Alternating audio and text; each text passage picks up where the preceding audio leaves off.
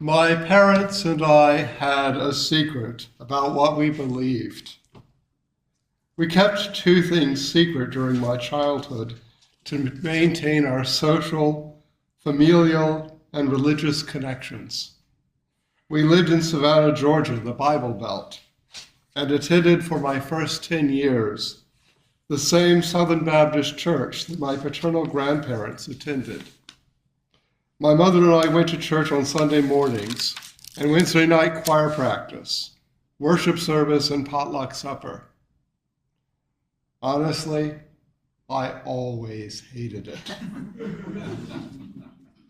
There was nothing I decided when I grew up I was never going to go to a church. Obviously, things change. That church bore no connection with the religious values that my parents shared at home. My father stopped going to church altogether when I was about 8 years old because he could not reconcile the church's beliefs in the world being created in 7 days with the work he was doing in part-time for his degree, undergraduate degree, in marine biology. My parents both struggled with their faith and their membership in that congregation for differing reasons. But my paternal grandparents were there, so they still went and sent me into the Sunday school program. I was the only kid my age, ironically, in those 10 years there, who actually read the assigned homework. And yes, if you were a Southern Baptist, you had to do homework before you came to church. Another reason to not want to be going to that church. My problem, though, was twofold. My parents taught me that racism was sinful. The Southern Baptist Convention was founded because its members were racist and opposed to the abolition of slavery. They divided with the Northern Baptists over that subject. No way around it. And the membership, at least of the church we were attending, were racists. And though it was not taught, it was implicitly supported.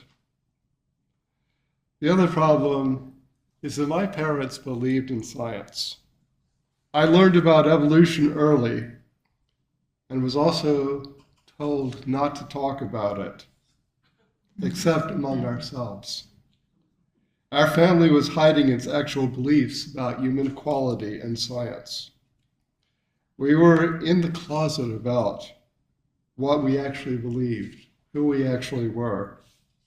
Going there meant being silent and not speaking the truths that we held to the depths of our being. Truth matters, though. It matters to me, and I suspect it matters to you, too. Our religious heritage began with an awareness that the Bible contained subjective truth. Subjective truth is about how one feels about something. In our Unitarian Universalist principles, there's one that speaks of a free and responsible truth, search for truth and meaning. This means, I believe, a truth that speaks to the totality of one's existence. Unitarianism began because some people realized that the Bible was imperfect and that some scriptures needed to be understood in the light of research, and that everyone should read the religious text without the requirement that the text fit into a set theology, a creed. One should read a document like the Bible with the latest scholarship, but also with the awareness of the meaning that speaks to one's life. This is the kind of subjective truth that our Unitarian heritage began with. Our search for truth does not end there, though. Our Unitarian Universalist sources also remind us of humanist teachings which counsel us to heed the guidance of reason and the results of science, and warn us against idolatries of the mind and spirit. Reason and the results of science are modes of truth. They are not about meaning, though they might provide meaning.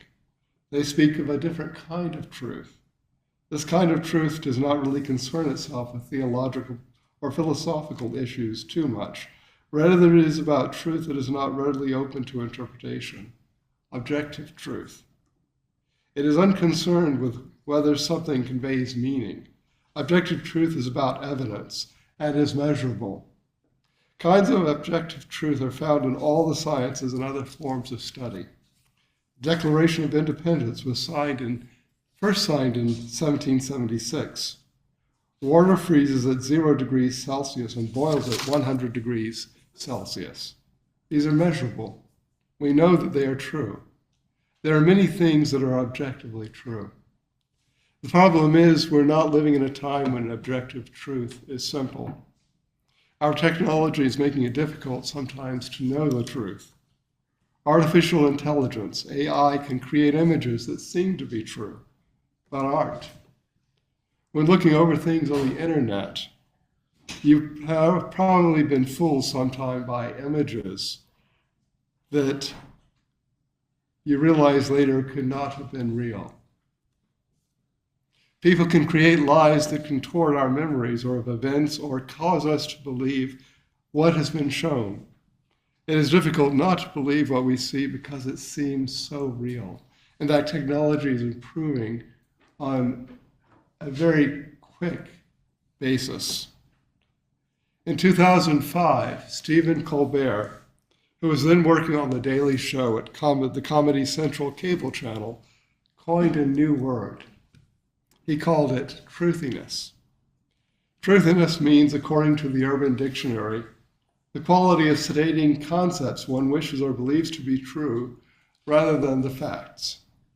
The first time that I recall Stephen Colbert using the word truthiness was when he commented on then President George W. Bush's nomination of his personal attorney to become a Supreme Court justice.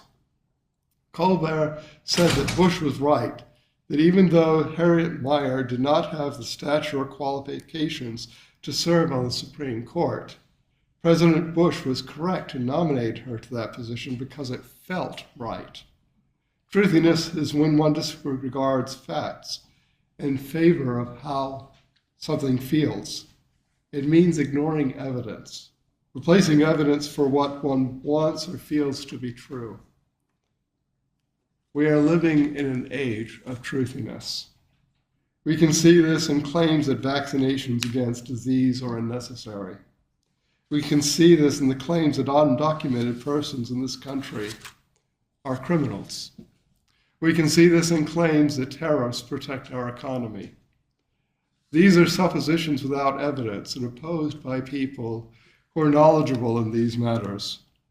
Truth, both objective and subjective, is something that is important to Unitarian Universalists. We are spiritual in many different ways. Our communities revere both the search for meaning and the quest for that which our learning tells us is true. This is our heritage, the way that we have been since our Unitarian and Universalist movements began in this country. We like to ask questions about religion, philosophy, science, and many other subjects. We want our world to reflect the best of learning from those sources. When we find something new, we usually try to understand it, examine the implications of it, and consider what we might need to change about ourselves and possibly about the world. This happened in the 19th century with the Universalist Church and Darwin's theory of evolution. The Universalists learned about what Darwin's theory taught about life on Earth, and they talked about its implications for their theology. In the 19th century, the Universalists were mostly a religion of working class people. However, they were still open to new revelation from the sciences. They were really researching things that people who were going to colleges and universities were also studying. They accepted this new truth, and their religious movement became the first denomination in the United States to embrace publicly Darwin's theory of evolution. They took it as a new truth and still kept the tenets, the basic beliefs of their open Christian faith. Thursday this week, February 12th, will be the anniversary of Charles Darwin's birth.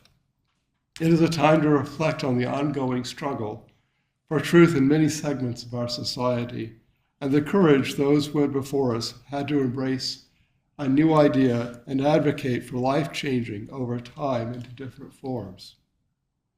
The struggle is still with us, as many refute this idea as conflicting with their religious revelations, most notably in the book of Genesis.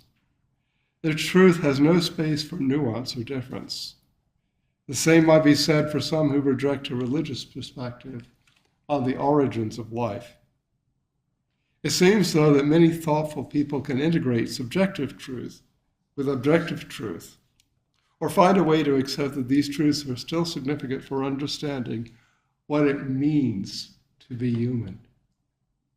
Our truth is both that of deriving from other forms of life and also being creative enough to approach our existence with different stories about our origins and our relationship through that which is with us in the human experience. As our Unitarian Universalist source calls it, transcending mystery and wonder, formed in all cultures, which moves us to a renewal of the spirit and an openness to the forces which create and uphold life. This is also part of the truth that we might also consider. There is a way to understand these ways of truth that puts them into perspective. It comes from Ralph Vaughan Williams, the British composer of the 20th century. He was born in the 19th century, I believe, but was known for his 20th century works. His mother was a niece of Charles Darwin's. She was also the wife of an Anglican priest. The members of the Darwin and Wedgwood family from the late 1700s into the 20th century were either Unitarians, Anglicans, or atheists. Amazingly, they were not divided by religious differences and got along very well. They were a family of geniuses, though. Geniuses in the arts and the sciences and law in so many ways. They were just an amazing family. When Ralph Vaughan Williams was young, he asked his mother about great-uncle Charles Darwin's controversial book, The Origin of Species. She replied, "The Bible says that God made the world in 6 days. Great-uncle Charles thinks it took longer. But we need not worry about it, for it is equally wonderful either way." I love that. That's got to be one of my favorite poems, equally wonderful either way. It does not say one is right, one is wrong, that they are stories. She was conveying to him that the creation account in Genesis and the evolution account in Darwin's writings were stories to be valued as equally wonderful either way. They spoke to truth in different ways and were both to be respected. Ralph Vaughan Williams wrote that this passage with his mother, the statement, gave him the strength when he was claiming his own agnostic beliefs, which is a strange thing to say, agnostic beliefs.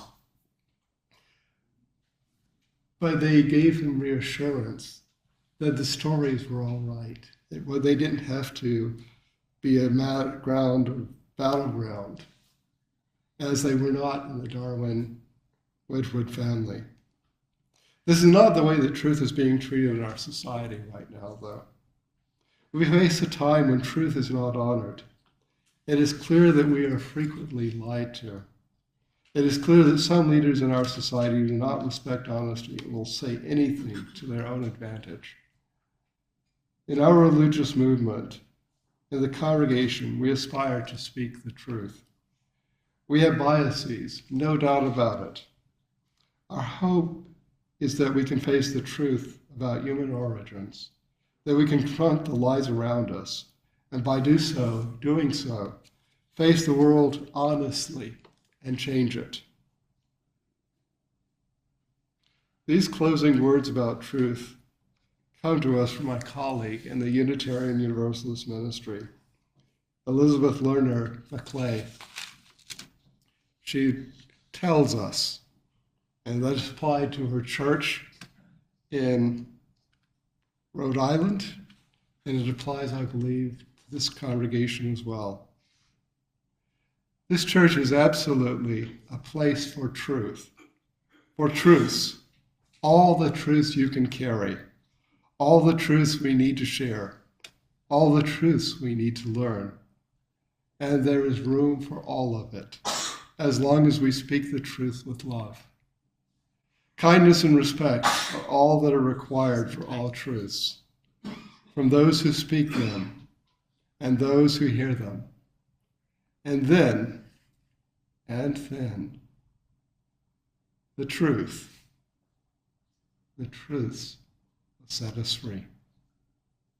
So be it. Blessed be. Amen.